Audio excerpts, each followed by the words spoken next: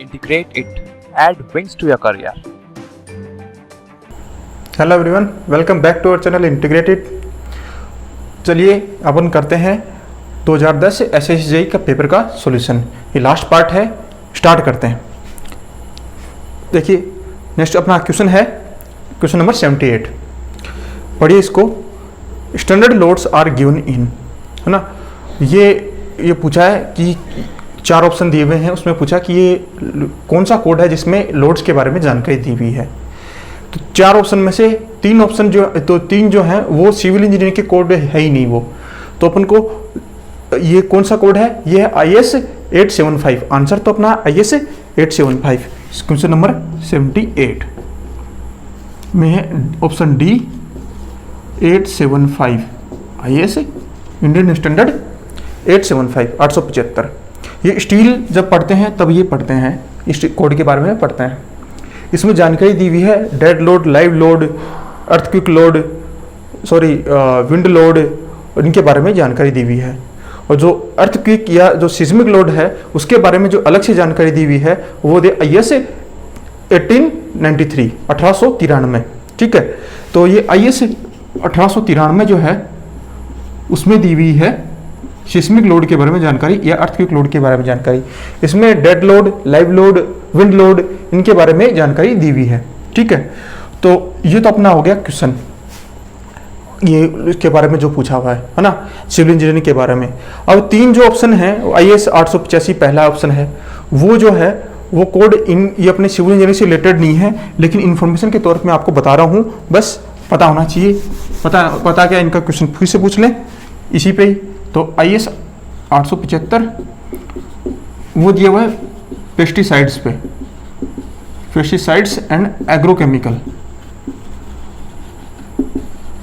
और जो IS कौन सा दूसरा है 1375, दूसरा है 1375, वो है ब्लैक लेड पेंसिल। और तीसरा जो IS 675 वो दिया हुआ है बंटिंग एंड वस्टेड। ये अपन को जानकारी बस नाम मैंने आपको इन्फॉर्मेशन के लिए बताए हैं, है ना। ये अपने काम के नहीं है। मुझे नहीं लगता कभी ये क्वेश्चन पूछा हो कि इंडियन स्टैंडर्ड कोड जो है वो अपने सिविल इंजीनियरिंग के नहीं है। इसके बारे में क्वेश्चन पूछेगा, इसके पार्ट्स के बारे में पूछ सकता है, कौन कौन सा पार्ट्स है, किस किस के बारे में दिया हुआ है। तो मैंने आपको बता दिया जानकारी। जो IS 1893 जो है 1893 जो है वो जो सिस्मिक लोड के बारे में जानकारी देता है। बस ये आपको क्वेश्चन अलग से बन सकता है बस। चलिए अब नेक्स्ट क्वेश्चन देखते हैं, है ना। नेक्स्ट क्वेश्चन पढ़ो। ये पूछा है the characteristic strength of a concrete is defined as the strength below which not more than of, यही पूछा है, of the test result are expected to fail. Characteristics strength के बारे में पूछा है ना, FCK। कैरेक्टरिस्टिक्स स्ट्रेंथ FCK क्या होती है, डेफिनेशन। वो डेफिनेशन क्या है कि 5% से ज़्यादा सैंपल्स फेल नहीं होने नहीं चाहिए। करने का मतलब मैं एग्जांपल से समझाऊं। पहले तो आंसर तो हो गया अपना B 79 में B, है ना। डेफिनेशन से अगर आपने पढ़ी है डेफिनेशन तो क्वेश्चन नंबर 79 में आ जाएगा B। 5% से जो सैंपल जो है ना 5% ज़्यादा फेल नहीं होने चाहिए, तो आंसर आ गया B। मैं एग्जाम्पल से समझाऊं, जैसे M30 के लिए अपन डिजाइन कर रहे हैं ग्रेड कंक्रीट का, ठीक है। तो उसमें 100 सैंपल अपन ने तैयार कर लिया है ना, मिक्स करके 100 सैंपल अपन ने उसके क्यूब बना लिए। क्यूब बना के और उस पर टेस्ट कर रहे हैं, जैसे 28 दिन के बाद टेस्ट करेंगे। और उसकी टेस्टिंग के बाद अपने उसकी स्ट्रेंथ देखी, उसमें इसकी डेफिनेशन के अकॉर्डिंग उससे 5 सैंपल से ज़्यादा 30 से कम नहीं आने चाहिए। मतलब मैक्सिमम 5 ही है जिनकी 30, ये है इसकी डेफिनेशन। मैक्सिमम 5 से ज़्यादा नहीं आने चाहिए, 30 से उनकी जो 30 मेगापास्कल से नीचे उसकी स्ट्रेंथ नहीं आनी चाहिए। ये इसकी मैंने एग्जांपल से समझा दी, तो आंसर हो गया अपना B। चलिए क्वेश्चन नेक्स्ट क्वेश्चन अपना, ये इंफॉर्मेशन बेस्ड क्वेश्चन है। Minimum thickness of main steel members not exposed to the weather is. ये इंफॉर्मेशन बेस्ड क्वेश्चन है, फैक्ट बेस्ड। आंसर होगा इसमें 6 mm, 80 में B, 80 में B। चलिए नेक्स्ट क्वेश्चन है अपना, a rivet joint can fail in, option दिए हुए हैं कि रिवेट जॉइंट है वो किस में फेल हो सकता है। तो मुझे ये बताइए रिवेट जॉइंट जो है वो जॉइंट कैसे बना होगा कि प्लेट्स हैं, है ना, उनको रिवेट से उसको अपने जॉइंट बना रखा है, रिवेट से उसको जॉइंट बना रखा है, ठीक है। तो उसमें रिवेट जॉइंट को फेल होने के लिए, है ना, या तो रिवेट फेल हो जाए या प्लेट जो है वो फेल हो जाए। तो दोनों तरीकों से फेल हो सकता है। तो या तो प्लेट फेल हो जाए या रिवेट फेल हो जाए। तो उससे फेलियर, पूरे जॉइंट का फेलियर। क्वेश्चन नंबर है अपना 81 की है। रिवेट जॉइंट को अपन फेल कराना चाह रहे हैं, है ना। तो या तो रिवेट फेल हो जाए या प्लेट फेल हो जाए, दोनों में से एक हो गया तो अपना फेलियर हो गया जॉइंट का। तो रिवेट किससे फेल हो सकता है? रिवेट का फेलियर जो है, जो रिवेट जॉइंट का जो डिजाइन पढ़ते हैं वहां पे डिटेल में पढ़ते हैं कि रिवेट जो फेल होता है वो बियरिंग पहला, और दूसरा है शियर। शियर और बियरिंग में फेल हो जाता है, शियर फेलियर, बियरिंग फेलियर। और जो प्लेट जो है वो बियरिंग में फेल होती है, बियरिंग फेलियर, दूसरा टेंशन फेलियर, तीसरा शियर फेलियर। ये फेलियर लिख रहा हूं मैं यहां पे, सारे फेलियर, ठीक है, ये फेलियर। और नंबर 4 जो है वो डायगोनल स्प्लिट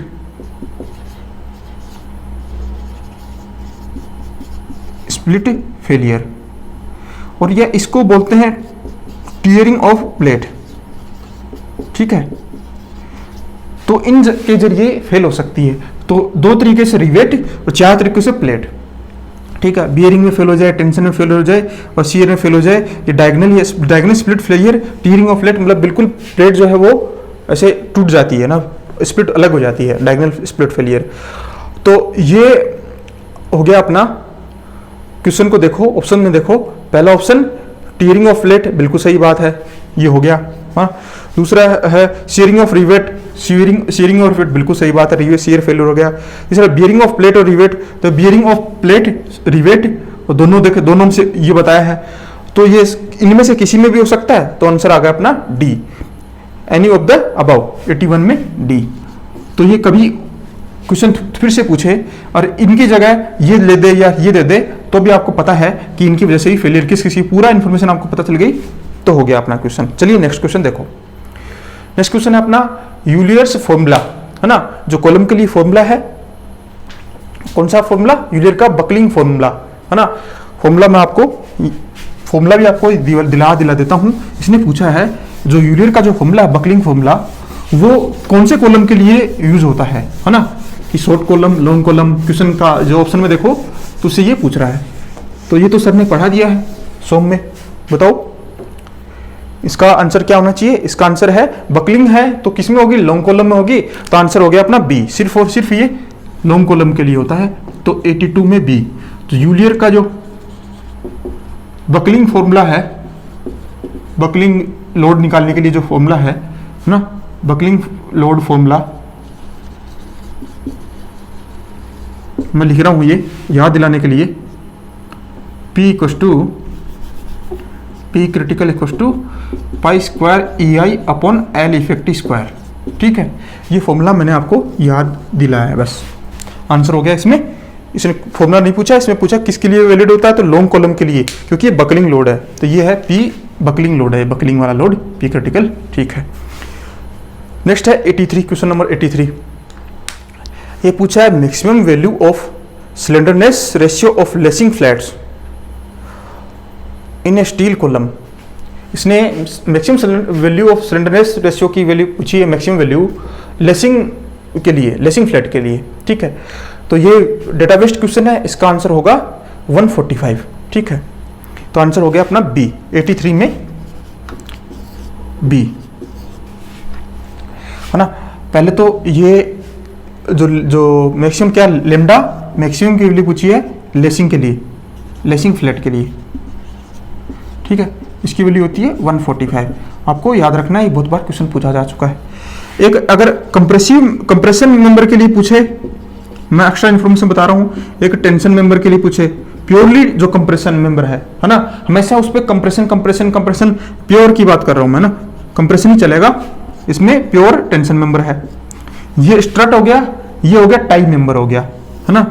ये जनरली किस में मिलता है, ये ट्रस में देखने को मिलता है, स्टील स्ट्रक्चर होती है।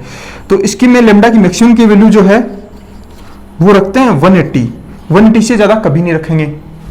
इसमें रखते हैं जो टेंशन है इसमें 400, ठीक है। तो ये एक्स्ट्रा इंफॉर्मेशन है, आपको याद रखें।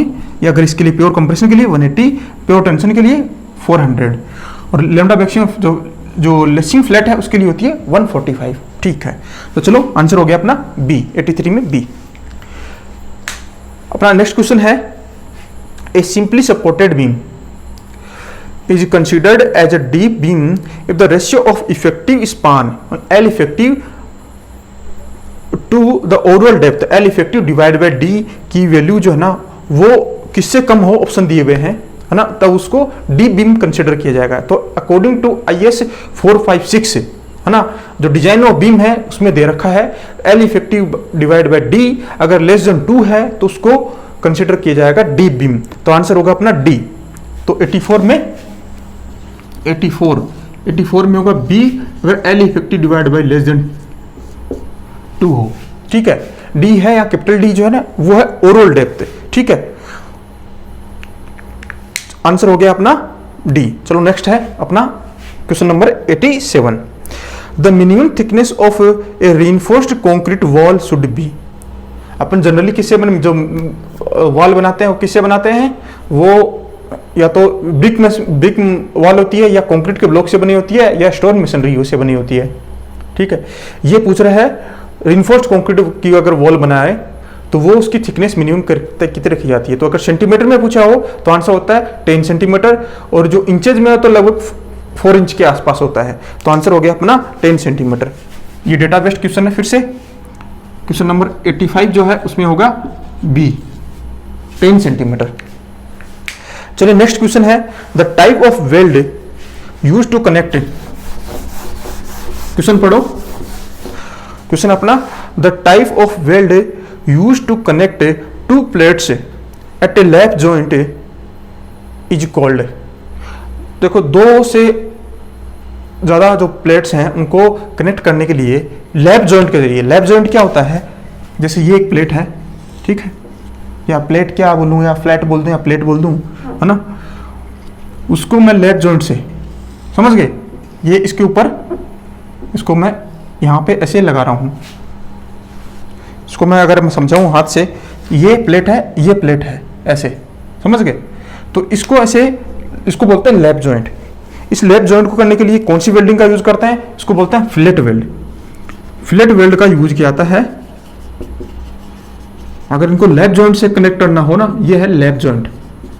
दो से मतलब प्लेट्स को ज्यादा को, इसको 2 प्लेट्स को इसको कनेक्ट करना है तो फ्लैट वेल्ड का यूज किया जाएगा। तो आंसर हो गया अपना डी, 86 में डी, ठीक है। चलिए नेक्स्ट क्वेश्चन है अपना, वाटर रिक्वायर्ड पर बैग ऑफ सीमेंट इज, है ना, पर बैग ऑफ सीमेंट, ठीक है। एक सीमेंट का बैग है, उसका वेट कितना होता है, इसका वेट होता है 50 kg। अब ये कह रहा है 50 kg सीमेंट के लिए वाटर कितना रिक्वायर्ड होगा, उसका वेट पूछ रहा है। तो देखो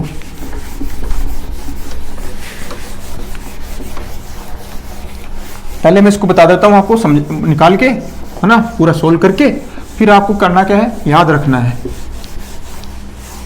डेटा जो है आपको याद रखना है, ये सारी चीजें नहीं करनी है। वैसे आसानी चीज है। क्वेश्चन नंबर 87, एक सीमेंट का जो बैग है, weight of cement bag, cement bag कितना होता है 50 kg, ठीक है। मिनिमम वाटर सीमेंट रेशियो जो है वो कितना रखा जाता है, वो रखा जाता है 0.38। ये आप कंक्रीट जो है ना, कंक्रीट टेक्नोलॉजी या बिल्डिंग मटेरियल में भी इसको पढ़ाते हैं, अगर इसी में शामिल कर लें तो वहाँ पे आप देखेंगे मिनिमम वाटर कंटेंट जो वाटर सीमेंट रेशियो जो है वो रखा था 0.38। ठीक है, इससे मैं निकाल दूँ वाटर डिवाइड बाई सीमेंट, है ना, इक्वल टू कितना हो गया 0.38। तो वाटर क्या हो जाएगा C इंटू 0.38, तो सीमेंट कितना है 50 kg मल्टीप्लाई बाई 0.38, ये कितना आ गया, ये आ गया 19 kg। अब देखो मिनिमम कितना करना अपन को, ये आ गया, क्योंकि मिनिमम वाटर सीमेंट रेशियो अपन ने देखा है, तो ये क्या है, ये वाटर क्या है, ये वाटर मिनिमम है ना, ये वाटर मिनिमम आ गया ये। तो मिनिमम वाटर है, अब देखो मिनिमम है, पहला 7 kg नहीं होगा, मिनिमम तो है नहीं, 14 kg इसके आसपास वाला देखो, लेकिन 19 से ज्यादा देखो, तो आंसर हो गया अपना C, इसके आसपास 19 से ज्यादा। ये तो लेकिन ऑप्शन पे डिपेंड करेगा ना, तो आपको याद रखना है 19 kg, अगर डायरेक्ट आपका डेटा याद रखना चाह रहे हैं। लेकिन मैं तो कहूंगा आपको आप ये याद रख लें, ये ना काफी है, यही तो क्वेश्चन पूछे मिनिमम वाटर सीमेंट रेशियो पूछे, एक तो ये डेटा याद हो गया, दूसरा इन दोनों में से कोई भी पूछा जाए तो आप निकाल लेंगे। तो चलो नेक्स्ट, अपना नेक्स्ट क्वेश्चन है the minimum grade of reinforced concrete in sea water as per IS 456/2000। ठीक है, ये पूछा इसने मिनिमम ग्रेड ऑफ कंक्रीट पूछा है सी वाटर के लिए। तो पहले तो देखो है ना, सी वाटर के अंदर पूछा है, तो ये कंडीशन कौन सी है, मैंने कहा था आपको एक टेबल बताऊंगा, तो नेक्स्ट वाले जब भी क्वेश्चन आएगा तो उसमें आपको पूरी टेबल दे दूंगा, वो आपको याद रखनी है। ठीक है, तो वो अभी तो यही देख लो, ये सेम क्वेश्चन, क्योंकि सेम क्वेश्चन आ गया वो, इसलिए नहीं बताया मैंने। तो सेम क्वेश्चन है, कंडीशन सेम है, कौन सी हो, ये सीवियर कंडीशन होती है, उसके लिए होता है M30, है ना, तो M30 आंसर हो गया C, तो 88 में C, 88 में C आंसर। ठीक है, ये पूरा डेटा बेस्ड क्वेश्चन है। चलो नेक्स्ट क्वेश्चन देखो, ductility of which of the following is the maximum. ये 4 ऑप्शन दे रखे हैं, है ना, कौन सा दे रखा है, माइल्ड स्टील, कास्ट आयरन, ये कास्ट आयरन गलती से इसने मिसप्रिंट हुआ है, रोट आयरन और पिग आयरन में सबसे ज्यादा डक्टिलिटी किसकी है ना। तो ये आपको डक्टिलिटी पता हो या ब्रिटलनेस पता हो, दोनों जस्ट अपोजिट चीजें हैं, तो यहां से आपको दोनों क्वेश्चन का आंसर पता चल जाएगा। एक ये डिपेंड किस पे करता है, ये करता है कार्बन कंटेंट पे डिपेंड करता है। तो मैं आपको चारों के बारे में थोड़ा थोड़ा बता देता हूं, ये 2-3 क्वेश्चन चीजें बन जाएंगी।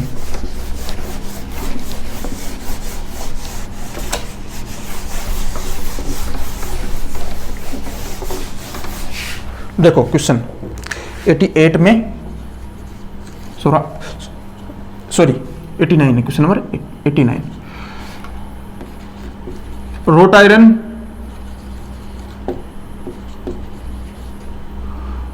दूसरा है माइल्ड स्टील, एक माइल्ड स्टील है, उसके बाद है कास्ट आयरन,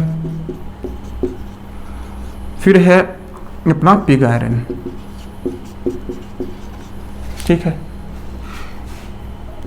मैं कार्बन कंटेंट की बात कर रहा हूं, सी लिख रहा हूं कार्बन कंटेंट, इनमें कंपेयर कर रहा हूं, इसमें मिनिमम होता है, इसमें मैक्सिमम होता है, तो मतलब मैं डाउनवर्ड डायरेक्शन में जाऊं तो कार्बन कंटेंट जो है वो इंक्रीज होता है। तो एक क्वेश्चन तो ये बनता है कि कार्बन कंटेंट किस में ज्यादा है या ऑर्डर बताओ, है ना, तो मिनिमम इसमें, मैक्सिमम इसमें, तो सबसे ज्यादा सबसे प्योर ये है, ये प्योरेस्ट फॉर्म क्वेश्चन पूछ सकता है, प्योरेस्ट फॉर्म कौन सी है, रोट आयरन, है ना, जो ये है जिसमें इंप्योरिटी सबसे ज्यादा है वो कौन सा है, पिग आयरन।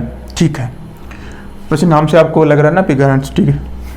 चलो नेक्स्ट जो है क्वेश्चन आता है वो है डक्टिलिटी पे, डक्टिलिटी जो अपना इसने पूछा है। डक्टिलिटी जो है वो कार्बन कंटेंट पे डिपेंड करती है, वो इन्वर्सली प्रोपोर्शनल होती है, जितना डक्टिलिटी जो है ना, डक्टिलिटी पे ऐसे इस पे डिपेंड करती है कि मिनिमम, इसमें मिनिमम है ना, तो ये मोस्ट डक्टाइल होगा। अगर यहीं लिख दूं ना, मैं नीचे क्या आ जाऊं, डक्टिलिटी, क्योंकि जो कार्बन कंटेंट जो है वो मिनिमम है, इसलिए इस पे इन्वर्सली डिपेंड करती है कार्बन कंटेंट पे, तो ये हो गई मोस्ट डक्टाइल हो गया, ये हो गया लिस्ट डक्टाइल हो गया, लिस्ट पिग आयरन। और जो ब्रिटलनेस जो है ना वो इन्वर्सली प्रोपोर्शनल हो जाएगा, ये सॉरी यूनिवर्सली हो जाएगा। जो ब्रिटलनेस,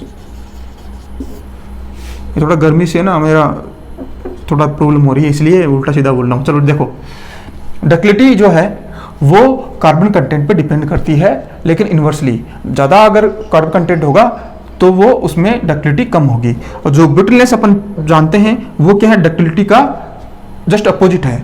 तो यही मोस्ट है, तो ब्रिटल ये क्या हो जाएगा, लिस्ट हो जाएगा, और ये मोस्ट हो जाएगा। यहाँ तक क्वेश्चन बन गए, 5-6 क्वेश्चन बन गए इस पे। एक क्वेश्चन और आता है, इसमें गलतियां करते हैं कि ये माइल्ड स्टील और रोट आयरन में है ना कौन सा ज़्यादा डक्टाइल है, तो वो गलतियां ना करना।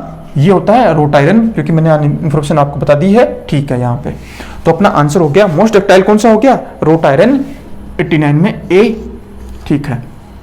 बहुत सारी बुक में है ना ये लिखा हुआ है माइल्ड स्टील, माइल्ड स्टील नहीं होता है, ये मैंने बहुत जगह है ना पूरा इस पे देख के ही आपको बताया है। तो ये माइल्ड स्टील नहीं होके ये रोट आयरन होता है। और माइल्ड स्टील इसलिए यूज करते हैं अपन क्योंकि रोट आयरन जो ना उसका जो प्योरिफिकेशन जो है आयरन को निकालने का वो थोड़ा महंगा होता है ना, तो कॉस्टली होता है, इसलिए अपन माइल्ड स्टील यूज करते हैं। और बहुत सारे और भी रीजन है, वन ऑफ द रीजन ये है, ठीक है। चलो नेक्स्ट क्वेश्चन अपना 90। For a beam the term m upon EI is, ये तो आप बता देंगे क्योंकि आपने जो फ्लेक्सर फॉर्मूला अगर पढ़ा हुआ तो है ना, ये पढ़ा आपने 100 में पढ़ा ना, तो आप बताना चाहिए आपको ये क्या चीज होती है। मैं इसको मिटा के बता रहा हूं। जो फ्लेक्सर फॉर्मूला बर्नौली और यूलियर ने दिया था, क्या है वो फॉर्मूला। बर्नौली ने बहुत सारे काम किए हैं, फ्लूइड में भी काम किया है, तो इसमें स्ट्रक्चर में भी बहुत काम किया है। तो देखो क्वेश्चन नंबर अपना 90। जो फ्लेक्सर फॉर्मूला है, फ्लेक्सर या फ्लेक्सरल फॉर्मूला जो भी बोलो, फ्लेक्सरल फॉर्मूला, ठीक है, जो बर्नौली और यूलियर ने दिया था, ठीक है। तो वो फॉर्मूला है m upon I equal to sigma upon Y equal to E upon R, ठीक है। मैं इससे बना दूं इन दोनों से, m upon E I equal to क्या आ जाएगा 1 अपॉन आर, और ये 1 अपॉन आर को r क्या है, रेडियस है, ये क्या 1 अपॉन आर क्या हो जाएगा, ये हो जाएगा कर्वेचर। तो अपना आंसर क्या आ गया, अपना आंसर हो गया C 90 में C, ठीक है, कर्वेचर। देखो इसका ये फॉर्मूला किसने दिया था, यूलियर एंड बर्नौली ने, ठीक है। यूलियर अपन बहुत जगह पढ़ते हैं, मैथमेटिक्स भी इसने बहुत खूब काम किए हैं, इसने अपने फ्लूइड मैकेनिक्स में बहुत अच्छे काम किए हैं, है ना। फ्लूइड यूलियर मोमेंटम इक्वेशन सब में अपन पढ़ते ही हैं इसके, जो यूलियर अभी जस्ट अभी पढ़ा था फॉर्मूला। ऐसे ही बर्नौली ने बहुत सारे काम किए, फ्लूइड में बर्नौलीज थ्योरम अपने पढ़ी है, यहाँ पे भी इसने ये काम किया था। इसमें पे तो एक चीज़ मैं छोटी सी आपको एक जानकारी बता दूं, है ना, स्टोरी है। ये जो इक्वेशन है, ये इसकी वजह से पूरा जो अपना स्ट्रक्चर है इसमें बहुत सारी चीज़ें इस पर बेस्ट है ना। इन्होंने दी थी जब ये जिंदा थे, तो ये अपनी जो इस थ्योरम को और ना थ्योरी को देने के लिए पूरा बहुत सारा मतलब ये किया था कि ये अपनी वैलिड है, हर जगह प्रूफ किया हमने, सारी चीज़ें की हैं। लेकिन ये जब तक जिंदा थे इनको माना नहीं गया, है ना।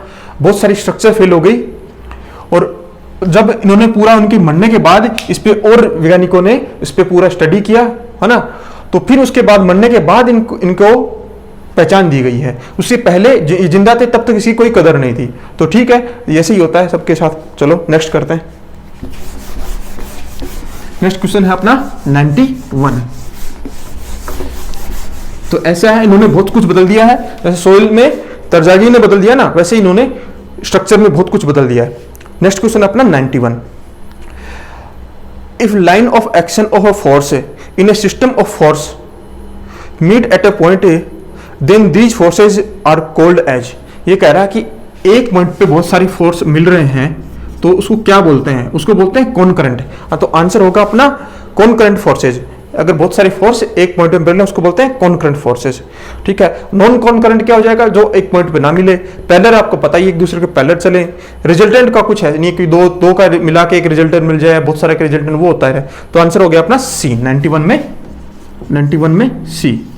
अब देखो 92 में additional cover thickness in reinforced cement concrete, RCC में पूछ रहा है एडिशनल थिकनेस, ठीक है।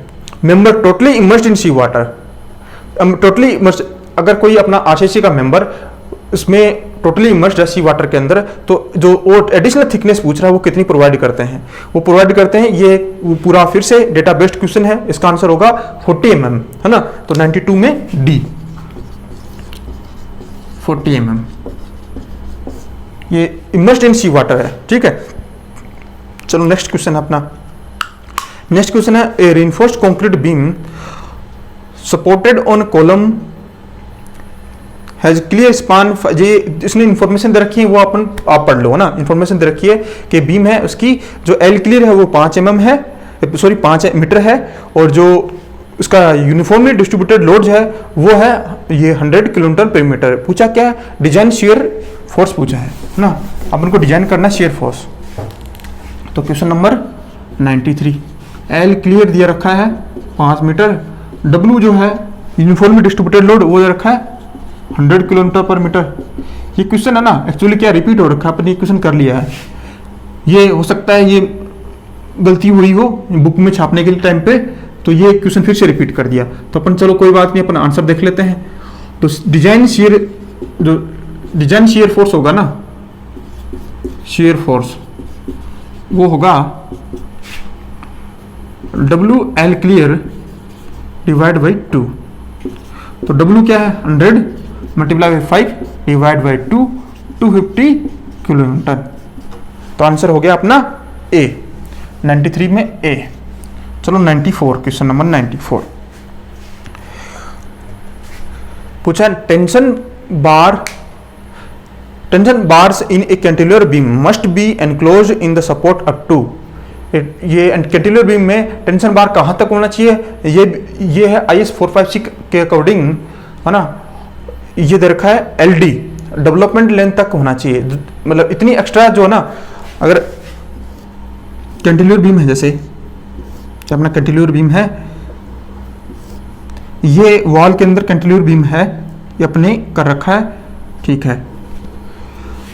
टेंशन साइड क्या होगी, ऊपर वाली होगी, तो उसमें ये बोल रहा है ये वॉल के अंदर ये इसको टेंशन वाले बार को कितना एक्स्ट्रा यहाँ तक कितना प्रोवाइड करेंगे, ये होता है LD डेवलपमेंट लेंथ जिसको बोलते हैं। तो आंसर हो गया अपना 94 में ए, 94 में ए। ये कोड का ये कोडल प्रोविजन है, ये अपन को कुछ वो नहीं है, डेटा बेस्ड क्वेश्चन है, याद रखना ही पड़ेगा। 94 में ए। चलो नेक्स्ट क्वेश्चन है 95, ये भी एक फॉर्मूला है, ये तो सर ने आपको पढ़ा दिया है, सोम में है ना। पहला यूनिट है, इसमें पहले यूनिट में ही दे रखा है। तो ये स्ट्रेन एनर्जी पूछ रहा है, strain energy in a solid is given as. तो स्ट्रेन एनर्जी का फॉर्मूला है, सीधा सीधा बताओ क्या होता है फॉर्मूला। ये बिल्कुल देखो, पहले पुराने जो क्वेश्चन देखोगे ना, अब जो ज्यादा स्टैंडर्ड क्वेश्चन होते थे, स्टैंडर्ड क्वेश्चन क्या जो फॉर्मूले होता है ना वो डायरेक्ट वही पूछ लेता है, अभी भी पूछते हैं, लेकिन पहले थोड़ा ज्यादा आसान आता है। धीरे धीरे कंपटीशन लेवल बढ़ते जा रहा है, तो जो डिफिकल्टी लेवल भी बढ़ते जा रहा है, तो ऐसे क्वेश्चन कम देखने को मिलेंगे अभी। तो 95 में फॉर्मूला है सीधा सीधा, तो स्ट्रेन एनर्जी के फॉर्मूले बता दो। इसको क्या लिखते हैं 1/2 सिग्मा इंटू ये एप्सिलॉन्स स्ट्रेन बोलते हैं, मल्टीप्लाई बाई वॉल्यूम एक, या इसी को लिखते हैं sigma square upon 2E multiply by volume, दोनों में जो देखने को मिल जाए। देखो इसी में से इसको क्या कर दिया, एप्सिलॉन्स अपन जानते हैं sigma equals to epsilons into E, इसको यहाँ पे पुट कर दिया इसने, तो ये बन गया। तो दोनों में से को भी बना दो, ठीक है। तो ऑप्शन देखो, ऑप्शन मैच करो, COD में से एक देखेगा तो COD में CD आ गया आंसर अपना, ठीक है। तो ये फॉर्मूला बेस्ड क्वेश्चन है, कुछ नहीं है, फॉर्मूला ही पूछा अपन से सीधे सीधा। नेक्स्ट क्वेश्चन है, ये भी फॉर्मूला वाला ही है, relation between Young's modulus E and modulus of rigidity, है ना N। जब अपन जनरली किससे इसको डिनोट करते हैं, जी से डिनोट करते हैं, उसको shear modulus ऑफ इलास्टिसिटी भी बोलते हैं। मॉडुलस ऑफ रिजिडिटी या shear modulus ऑफ इलास्टिसिटी दोनों एक ही हैं। ये इसका फॉर्मूला पूछा है, रिलेशन पूछा है। चलो ये क्वेश्चन नंबर 96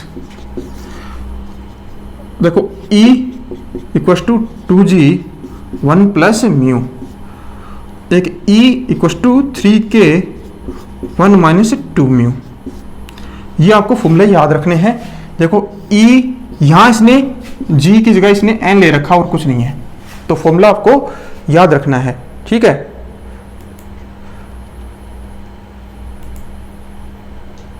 तो ये हो गया। मैं एक्स्ट्रा आपको फॉर्मूला बता रहा हूं। यहां पे इसने क्या लिखा है, इसने लिखा है G, हाँ सॉरी, इसने लिखा है N।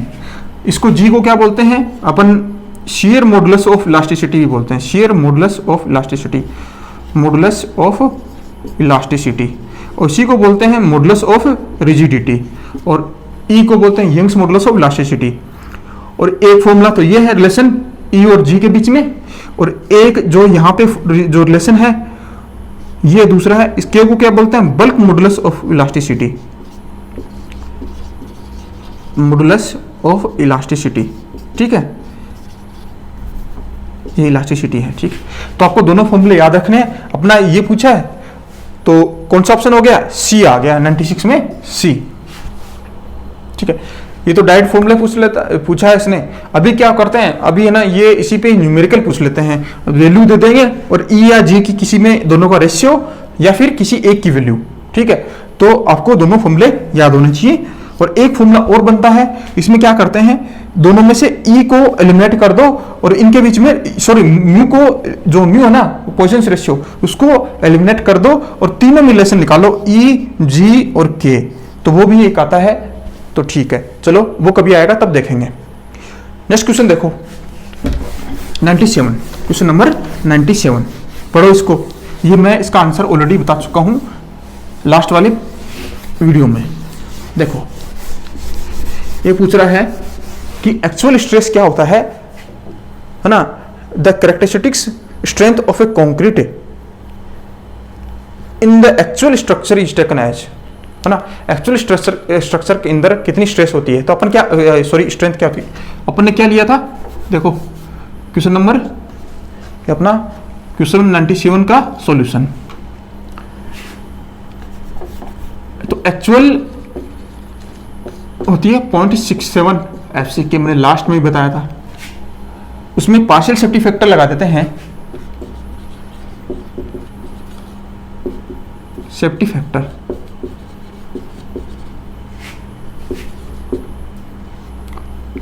कितना लगाते हैं कंक्रीट के केस के लिए 1.5, स्टील के लिए 1.15। यहां अपन यहां का देखेंगे।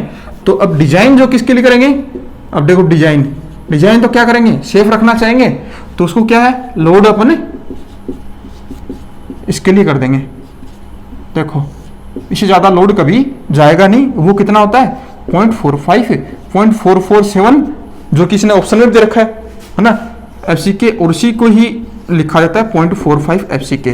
तो आपको दोनों मैंने बताया था लास्ट वीडियो में ही, डिजाइन जो करते हैं वो 0.45 एफसीके पे जबकि, लेकिन एक्चुअल में क्या होता है 0.67 एफसीके, ठीक है।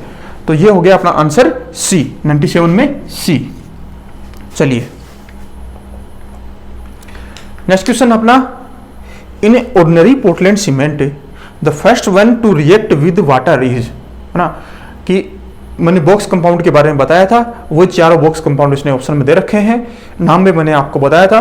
तो उसमें पूछा है, इसने फॉर्मूला दे रखा है, शॉर्ट में लिखा हुआ है ना उनका, उसके बारे में पूछा सबसे जो पहले वाटर के साथ में कौन रिएक्ट करता है। ये हाइड्रेशन सबसे पहले किसी का होता है, अगर दूसरी लैंग्वेज में पूछूं तो आंसर होगा इसका ए, 98 ए में होगा ए, C3A। C3A को क्या बोलते हैं, try calcium aluminate, try calcium aluminate. तो सबसे पहले वाटर के साथ रिएक्ट करता है C3A ट्राई कैल्शियम एल्यूमिनेट, और सबसे ज्यादा हीट भी ये देता है, हीट भी ये मैक्सिमम देता है, ठीक है। तो तो चलो, जबकि रेट होती है लास्ट वाला जो ऑप्शन C4AF। चलो अपना आंसर हो गया 98 में A, C3A। चलो नेक्स्ट क्वेश्चन पढ़ो।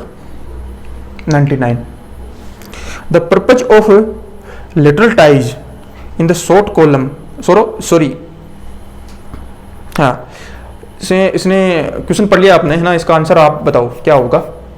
The purpose of lateral ties in short concrete column is, जो लेटरल टाइज है ना, लॉन्ग टर्म में बार होगा, लेटरल टाइज जो बांधे होंगे उसका यूज क्या है, उसका पर्पज क्या है। हाँ, इसमें आप ऑप्शन पढ़ के देख लो। इसमें वैसे डिजाइन पूरा पढ़ा हुआ ना हो तो भी ना, इसको थोड़ा कॉमन सेंस से भी बता ही दोगे क्या इसका पर्पज होगा। तो 99, क्वेश्चन नंबर 99 में देखो, लॉन्गिट्यूडिनल बार ऐसे होते हैं है ना, कॉलम है, लॉन्गिट्यूडिनल बार ऐसे ही होंगे, पीछे भी होंगे, चारों तरफ ऐसे होंगे, और उसको बांधे रखा होता है ऐसे ऐसे है ना, ये बांधे होता है। क्यों रखा होता है? जैसे ही इस पे कंप्रेसिव लोड आएगा है ना, नीचे से रिएक्शन है, ऊपर से क्या है, लोड आ रहा है, तो क्या होगा, ये बकल करना चाहेगा ऐसे से ये बकल करना चाहेंगे ये बार। तो इसी को बांधे रखने के लिए ये टाई बार यूज करते हैं है ना, नाम भी देखो टाई है, तो इसको बांधे रखने के लिए क्यों करते हैं, बकलिंग को अवॉइड करने के लिए, जो लॉन्गिट्यूडिनल बार हैं उनकी। तो आंसर हो गया अपना 99 में A। तो इसमें देखो कुछ वो नहीं है कि पढ़ा हुआ होना चाहिए, ये सिर्फ कॉमन सेंस से हो गया। लास्ट क्वेश्चन अपना, फिर 2010 जो SSC का पेपर है वो हो गया है पूरा कंप्लीट। तो लास्ट क्वेश्चन पढ़ो।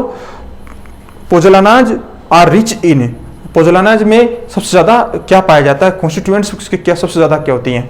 तो सबसे ज्यादा उसमें सिलिका और एल्यूमिना है ना, उसमें भी मैं बोलूँ कि सिलिका जो है सबसे ज्यादा मात्रा पाई जाती है सिलिका की, उसके बाद पाया जाता है एल्यूमिना, और उसके बाद जो है वो थोड़ी थोड़ी मात्रा पाई जाती है इन सब की है ना।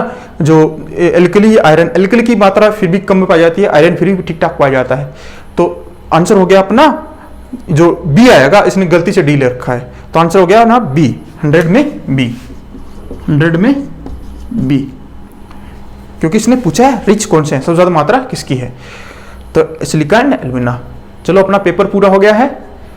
तो नेक्स्ट जो करेंगे, स्टार्ट करेंगे अपन नेक्स्ट 2011 का देखेंगे नेक्स्ट वीडियो में। Thank you. Thank you for watching the video. Please like, share and subscribe the channel Integrated.